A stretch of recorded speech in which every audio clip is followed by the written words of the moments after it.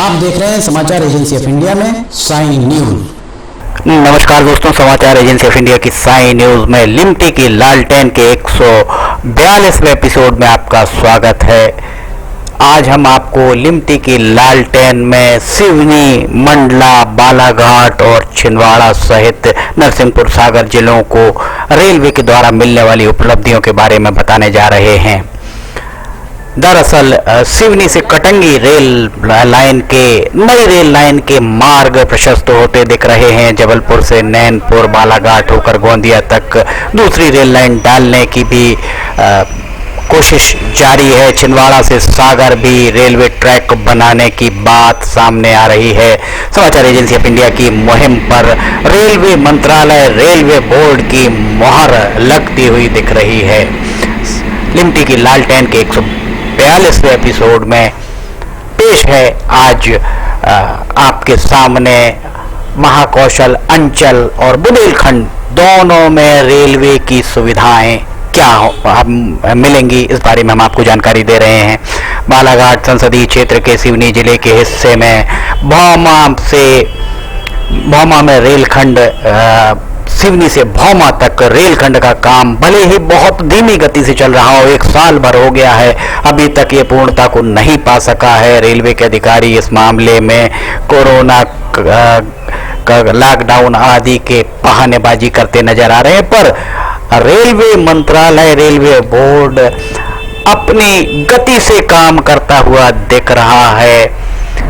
समाचार agency of India की मुहिम पर रेलवे मंत्रालय द्वारा ठप्पा लगा दिया गया है। जल्द ही सिवनी से कटंगी मार्ग पर रेल की पटरियां बिछती हुई नजर आएंगी। रेल मंत्रालय के उच्च पदस्थ सूत्रों ने समाचार एजेंसी ऑफ इंडिया को बताया कि समाचार एजेंसी ऑफ इंडिया के द्वारा लगातार ही सिवनी से कटंगी के हिस्से को रेल मार्ग से जोड़ने की वकालत की जा रही थी, ताकि उत्तर भारत से दक्षिण भारत की दूरी न केवल कम हो सके वरन मथुरा, झांसी, बीना, इटारसी के रास्ते नागपुर के रेलखंड पर यातायात का दबाव भी कम किया जा सके। रेलवे विभाग के सूत्रों ने समाचार एजेंसी ऑफ इंडिया को बताया कि इस मुहिम पर रेलवे बोर्ड ने अपनी मुहर लगा दी है।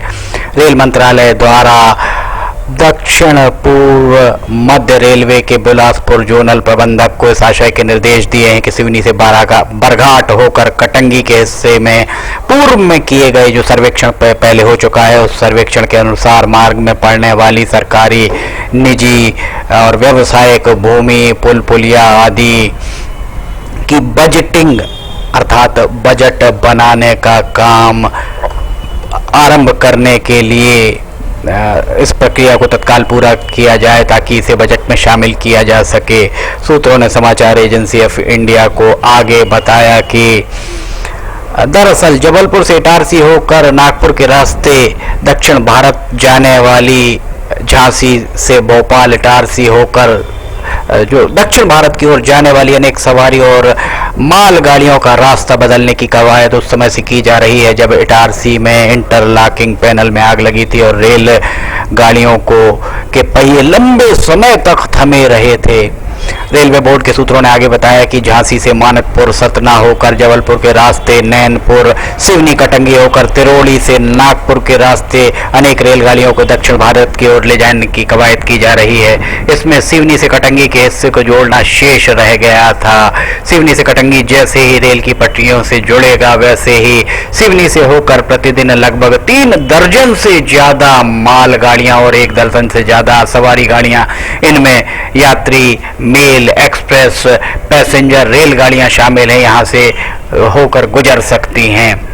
सूत्रों ने आगे बताया कि जबलपुर से गंसौर, नैनपुर, बालाघाट होकर गोंदिया के वर्तमान रेलखंड को दोहरीकरण के लिए भी कार्य योजना बनाए जाने की कवायद आरंभ की जा रही है। इसके अलावा रेलवे बोर्ड के सूत्रों ने समाचार एजेंसी ऑफ इंडिया को यह भी बताया कि छिंदवाड़ा से नरसिंहपुर होकर सागर के हिस्से में भी रेल लाइन बिछाने के लिए बजटिंग की प्रक्रिया आरंभ कराई जा रही है। आइए अब हम आपको बताते हैं कि बजटिंग में आखिर होगा क्या।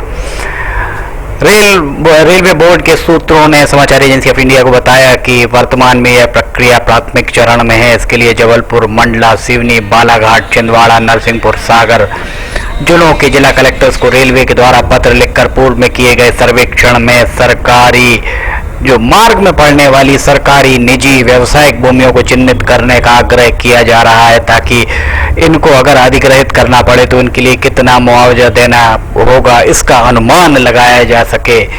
इन तीनों हिस्सों जबलपुर से नैनपुर, बालाघाट होकर गोंदिया, सिवनी से बरघाट होकर कटंगी और छिंदवाड़ा से नरसिंहपुर होकर सागर, इन तीन हिस्सों में रेल की पटरियां डालने, विद्युतीकरण आदि में कितना व्यय होगा इसका अनुमान लगाया जा सके, ताकि उतना बजट का प्रावधान किया जा सके।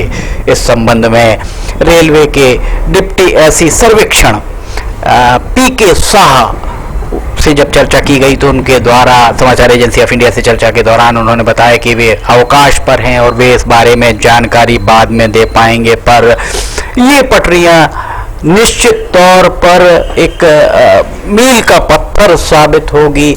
इसका श्रेय किसे दिया जाए ये कहना बहुत मुश्किल होगा, क्योंकि रेलवे की प्रक्रिया अपने हिसाब से, अपने स्तर से चल रही है।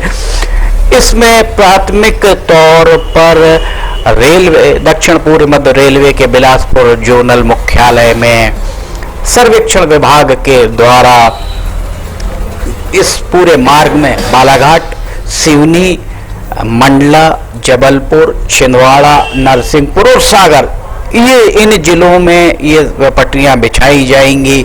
जब इन जिलों में पटरियां बिछाई जाएंगी तो सबसे पहले ये देखा जाएगा कि इन जिलों में जो पटरियां बिछने वाली हैं, जो पटरियां बिछेंगी, उन पटरियों को बिछाने में कहाँ सरकारी भूमि आ रही है, कहाँ पेट्रोल पंप आ रहा है, कहाँ ढाबा आ रहा है, बीच में अगर कहीं पेट्रोल पंप, ढाबा या कोई व्यावसायिक भूमि या निजी भूमि आ रही है तो उसका मुआवजा देकर उसे अधिग्रहित करने की कार्यवाही भी की जाएगी। इसलिए ये पूरी प्रक्रिया की जा रही है। समाचार एजेंसी ऑफ इंडिया की साइन न्यूज में लिमटी की लालटेन का 142वां एपिसोड लेकर हम हाजिर हुए हैं। लिमटी की लालटेन का 143वां एपिसोड लेकर हम फिर हाजिर होंगे। ये एक बहुत बड़ी उपलब्धि है। इस उपलब्धि के लिए मंडला, बालाघाट, सिवनी, जबलपुर, नरसिंहपुर, छिंदवाड़ा और सागर जिले की जनता को बहुत बहुत बधाई, यहाँ के जनप्रतिनिधियों को बहुत बहुत बधाई। लिमटी की लालटेन का 143वां एपिसोड लेकर हम फिर हाजिर होंगे। अगर आपको समाचार एजेंसी ऑफ इंडिया की साइन न्यूज में लिमटी की लालटेन के एपिसोड पसंद आ रहे हो तो आप उन्हें लाइक, सब्सक्राइब और शेयर जरूर कीजिए। कोरोना काल चल रहा है, अभी कोरोना गाइडलाइन का पालन, कोरोना के लिए जो एसओपी गाइडलाइंस जारी की गई उसका पालन करना बहुत जरूरी है। मास्क जरूर लगाएं, वैक्सीनेशन जरूर कराएं। लिमटी की लालटेन का 143वां एपिसोड लेकर हम फिर हाजिर होंगे। फिलहाल आपसे इजाजत लेना चाहेंगे। जय हिंद।